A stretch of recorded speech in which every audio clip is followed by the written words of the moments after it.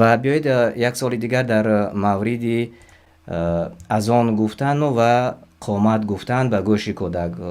اینجا سوال ها هست که به گوش راست کودک اذان میگویند بعد از تولد شدن و به گوش چپش قامت میگویند، یعنی که این یک عنعنه بین مردم است. آیا دلیل دارد و تا چه اندازه این عمل راست و درست است؟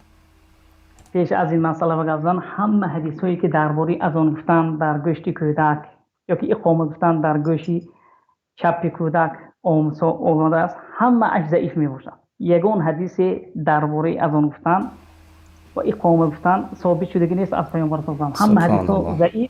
همه حدیث ها ضعیف، اما اقامه گفتنش موضوع است، از ضعیف هم پایان تر است. از همین خاطر بعضی از علم ها راه های حدیث های اذان گفتن رو جمع کرده. در علم حدیث همین چیز است که بعضی حدیث ها ضعیف می شود، لیکن یک حدیث دیگر رو به این حدیث جمع کرده، دیگر حدیث رو با آن جمع کرده، سنداش رو جمع کرده حسن لغیره می گویند.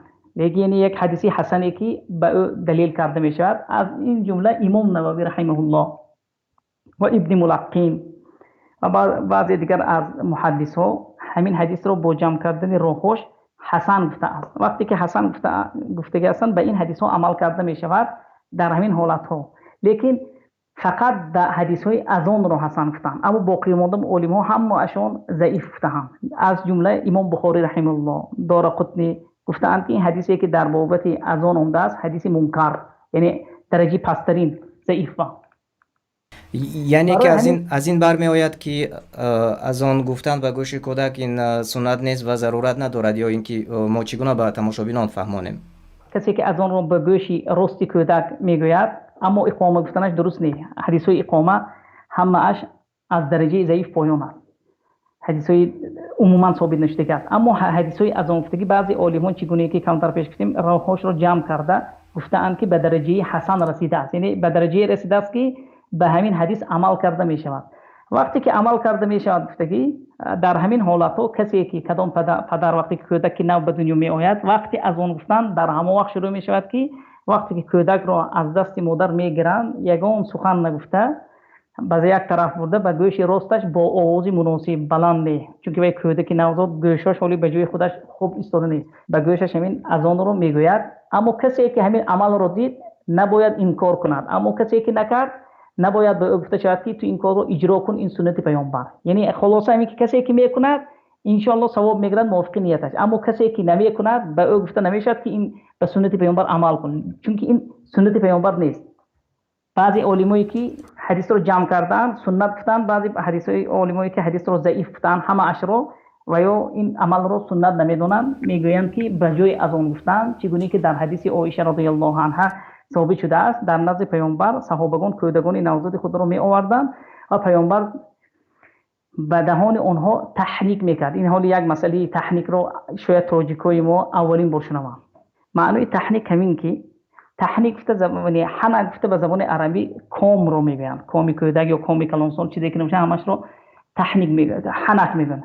پیامبر صلی الله علیه و آله وقتی که کودکای صحابه ها نوزاد به نزد پیامبر صلی الله علیه و آله می آورد، از جمله ام سلیم مادر انس ابن مالک وقتی که تولد کرد گفت که یعنی انس ابن مالک میگوید که کریهت ان تحنکه حتی یحنک رسول الله صلی الله علیه و آله. یعنی من انس از نام مادرش نقل کرده میگوید که نزد پیامبر بکی من این کودک نوزاد رو به نزد تو آوردم، مادرم نخواست که پیش از تو به دهان این کودک تحنیک کند، تو تحنیک کنی.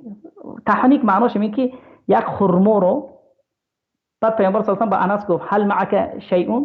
انس ابن مالک گفت همراه تو یگون چیز داری؟ پیامبر گفت انس ابن مالک گفت همراه من یک خرمای عجوه است، یک خرمای این مدینه. بعد همون خرما رو گرفت و پیامبر به دهان خود گذاشت و همون رو مایده کرد با دندانش و ملایم کرد به مانند مادرایی که خیلی کودکاشون با نان مایده یا که نان رو وزده کرده یا نان رو ملایم کرده میدیان، همین چنین پیامبر این خرما رو به دهان مبارک خود انداخته مایده کرد، ملایم کرد. سپس به طریقه انداختنش همین که با یک انگشت راستش گرفته به دهان کودک میگذارد و با همون انگشتش درنی دهان کام کودک رو میمالد، به مانند کریم بوی میمالد و این کودک اولین چیزی که به دهانش و به معده‌اش می‌درد این چیز یک شیرینی است. این چیز شیرینی در اولی در آمدن کودک نوزاد بسیار فایده طبی دارد. این دکترها اثبات کردند، طبیب‌ها.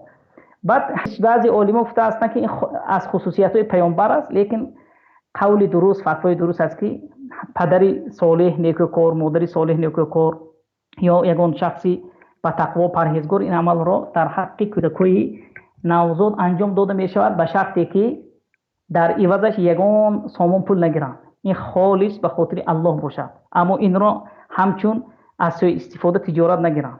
امروز همین خیلی انسان ها بسیار شدگی برای همین سنت پیامبر گفته همین تحریک را اجرا کنند. و چیزی دیگر در دوام حدیث گفت که عایشه و کان یبرک، یعنی پیامبر صلی الله علیه و آله وقتی که کودکای صحابگان به نزد او آورده میشد بعد که تحریک میکرد، بعد در حق آنها دعا میکرد، یعنی میگفت که مبارک علیک اللهم بارک لهم، یعنی الله برکت یاد به این کودکاتون و نیز به شما برکت یاد و در امرش و در رزقش. همین گونه دعاهای در حقشون میکرد. از همین جهت علما گفتن که بجای از آن گفتن همین کار رو اجرا کنند این خوبتر و بهتر است، چون که پیامبر ابراهیم فرزند داشت، قاسم فرزند داشت و عبدالله دیگر فرزند داشت. یگان در حدیث ثابت نشده است که وقتی که ابراهیم به دنیا آمده باشد پیامبر به گوشش از آن گفته باشد، ثابت نشده است.